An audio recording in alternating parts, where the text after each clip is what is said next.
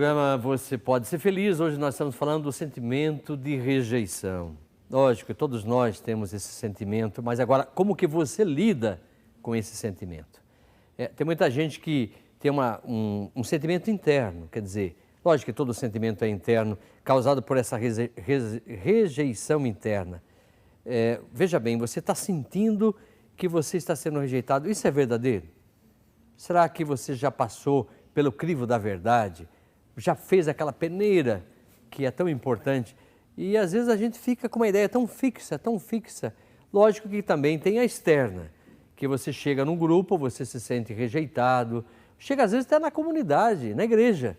Chega lá, tem aquelas panelinhas. E tem panelinha mesmo, né?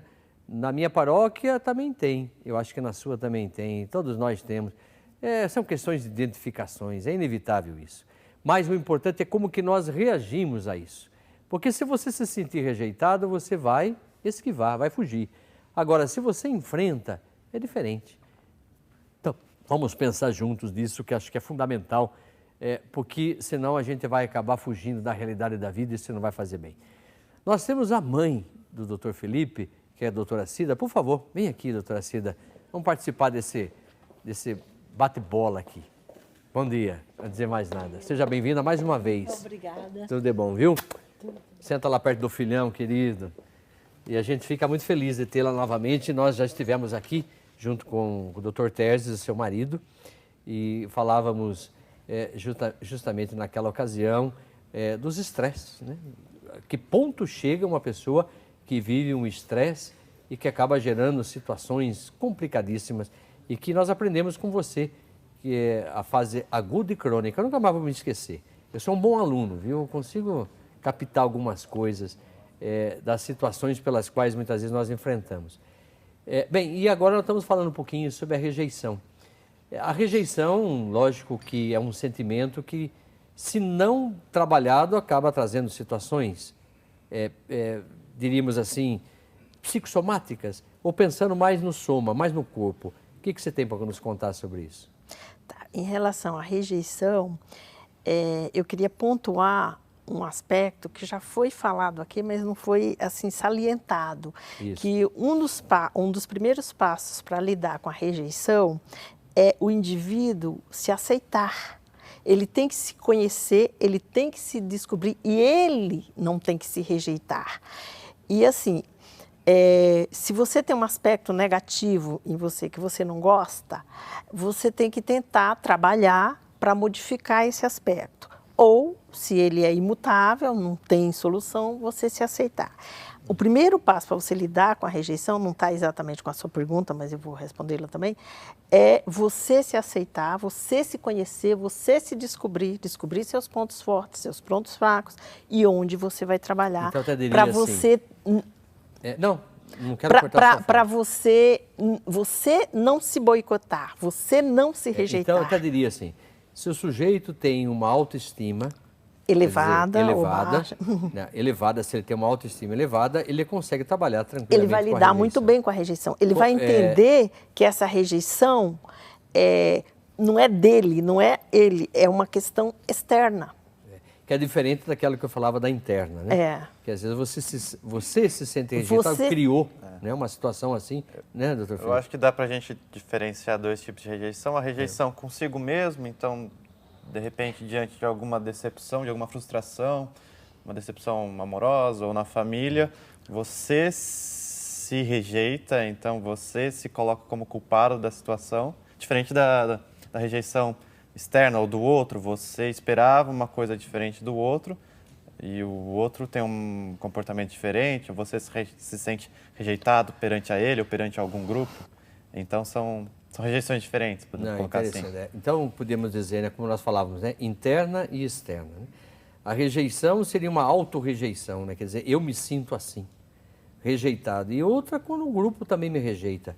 Certo. Né? Que existe um dado concreto, mas como que eu lido com isso? As duas, seja essa autorrejeição que eu imagino e que eu crio em mim, ou aquela que existe verdadeiramente, trabalhar isso através da autoestima. Uma elevada autoestima vai fazer com que a gente supere, como você falou, o processo do autoconhecimento, da busca, quem eu sou, o que eu quero, o que eu imagino. Porque achar que todo mundo vai nos aceitar é impossível, né, doutora? Sim. Então, quanto maior a autoestima, mais fácil lidar com esses reveses da vida e com essas agressões ou não aceitação externa. Agora, respondendo à sua pergunta anterior, que você tinha perguntado qual o problema da rejeição em relação às doenças, então ele entra na reação ou no sentimento que você tem de rejeição, que ele é muito autodestrutivo, assim, vai te corroendo, dependendo da forma de você lidar, e isso desencadeia uma série de doenças. O Felipe já falou bastante de doenças, né, de hipertensão, mas não é a única. Existe qualquer parte do nosso corpo pode reagir a esse sentimento. Desde lesões de pele, a pessoa fica se coçando à toa, aparece lesões de pele, a gastrite, úlceras. Você já imaginou, o estresse é capaz de produzir substâncias que vão perfurar uma área dentro do nosso estômago. Que coisa. A maioria das pessoas são vitimadas por isso, né? A gente vê muita gente estressada, com dores de estômago, dores de cabeça, como está falando da pressão alta e outras situações pelas quais não conseguem conviver com os seus limites, né? Que são imaginativos, né? O imaginário, talvez numa linguagem lacaniana, né? A gente cria um imaginário e acaba tornando real essa situação, né? Como você falou, a ponto de eu me sentir tão mal e não administro o conflito que acabo rompendo com certas situações da minha existência. Como você falou, eu acabo criando úlceras, acabo criando coceiras e uma série de situações. É complicado, né, isso, né? Como nós vamos de uma coisa tão simples que poderia ser, a gente acaba fazendo uma coisa mais complicada. E eu vejo que as pessoas vivem um pouco nessa linha, não é isso, doutor? Você que trabalha no consultório agora, que tem atendido o pessoal do pronto atendimento, muita gente chega e tem muito mais uma relação, um pouquinho mais de rejeição mesmo, né? Porque a gente pode trocar a rejeição pela autoestima, por questão psicológica, sei lá, não dá pra gente misturar tudo, né? Parece que tudo faz parte de uma mesma situação. Talvez a gente faça, como eu estava falando no começo, uma dicotomia, uma separação só para efeito de estudo, mas no fundo as pessoas misturam tudo, né? Quer dizer, eu chego lá, eu estou com uma série de dificuldades, mas a gente sabe que no fundo tem problema financeiro, tem problema de afetividade, tem problema de rejeição na casa, no grupo e situações assim. Você experimenta muito isso nos consultórios? Sim, né? É muito comum. Um outro exemplo, além de problemas gástricos, problemas de pele, por exemplo, insônia. Então, muita gente chega no consultório, no pronto atendimento, olha, faz uma semana que eu não consigo dormir, estou estressado com o trabalho, pressão do trabalho, tem alguma medicação. Então, assim, a pessoa às vezes não percebe que o problema não é nem se tratar, mas precisa tratar o que está causando. Então, o fator externo, o fator psicológico. Enquanto tiver esse fator que desencadeia esses problemas psicológicos, do estresse, da ansiedade, da insônia, ele vai estar sujeito a ter esses outros problemas. Então, é muito mais fácil a gente atuar em cima desses problemas, tirar a causa, né, do que se medicar porque está com uma insônia, né? Porque muitas vezes, né, doutora, a gente acaba trabalhando o problema, quer dizer, o problema não, quer dizer, aquilo que a pessoa está sentindo, o sintoma que você falava, sim, mas a causa, às vezes, é um pouquinho mais embaixo, como a turma diz, na linguagem chula, né? Um pouquinho. E, de repente, a gente fica muito na periferia, às vezes, com certas coisas, né? Pela própria situação da saúde no nosso país, que é um pouquinho complicado. Tem uma pergunta aqui, a Luizete Alves, ela diz assim, bom dia, belo tema. Gostaria de saber se a constelação familiar sistêmica ajuda a ser melhor. Eu não sei, outra abordagem aqui não tem nada a ver com a medicina, mas tem a ver com uma área da psicologia. Hoje se fala muito em constelação familiar. Já viu falar de alguma coisa? Sim, trabalhando lá onde tem. Mas assim, eu vi falar da constelação familiar, da importância do apoio apoio familiar e das relações familiares, não só da família, mas como ela perguntou, no enfrentamento de situações desagradáveis, como a rejeição e como outras. Então, a questão da família, do apoio familiar é muito importante. Agora, essa abordagem sistêmica não é uma abordagem que eu tenha me dedicado, me lido sobre isso. Mas a constelação familiar é porque você reúne o grupo e você vai representando aquelas figuras, né? Seu pai, sua mãe, há pessoas que vão representando para que a gente possa falar, soltar. Eu penso que é válido. Já ouviu falar alguma vez da constelação familiar? Já ouvi falar superficialmente, mas é a ideia de compartilhar o seu problema com o outro, né? Na ideia de que é muito mais fácil enfrentar com ajuda, em conjunto, do que enfrentar o problema sozinho. Eu poderia até fazer um parênteses assim, é como se fosse uma catarse, né? Então, você passa a ser minha mãe e uma série de situações que eu queria falar com a minha mãe e não falo com você agora. Então, parece que há uma aberração de uma situação pela qual eu vivi. Sim. Mas é interessante, a gente sabe que é uma abordagem. Temos aqui, bom dia Padre Paulo, a sua bênção, Deus abençoe. Na maioria das relações as pessoas criam altas expectativas e quando o outro não corresponde em mesmo grau de retorno, a frustração aparece em decepções e sintomas que são resultados como culpa, uma vez que é mais fácil culpar pessoas e acontecimentos e nos fazer de vítimas. Bem, o sentimento de rejeição é falta de amor próprio? É uma pergunta que ela faz. O que você diria? A rejeição. Não necessariamente amor próprio, mas talvez autoestima baixa naquele momento, ou diante de uma frustração, você tinha uma expectativa, não conseguiu atingir, mas não por falta de amor próprio, falta de...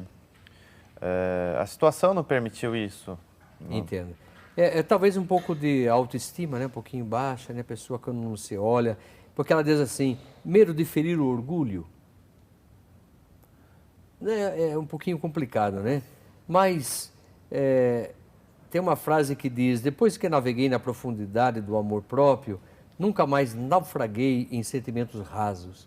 Bonito isso aqui. É um desses sentimentos rasos, é o medo de não ser aceito, é a rejeição. É interessante que a gente faz de tudo para ser aceito, né? Para que eu seja aceito por vocês dois, pode ser que eu esqueça até de mim algumas coisas para ser aceito pela convivência que vivo. É um jogo que a gente faz e isso custa muito caro para a gente, não é assim? Às vezes quando você está no meio de um grupo, você deixa de ser você para poder ser aceito no grupo. Sim. Interessante isso, né?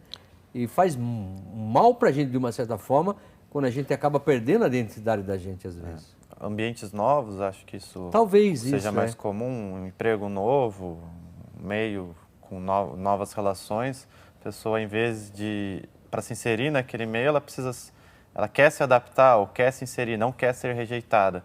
Isso acaba se prejudicando, né? Ela está dizendo aqui, parabéns, doutor Felipe, né?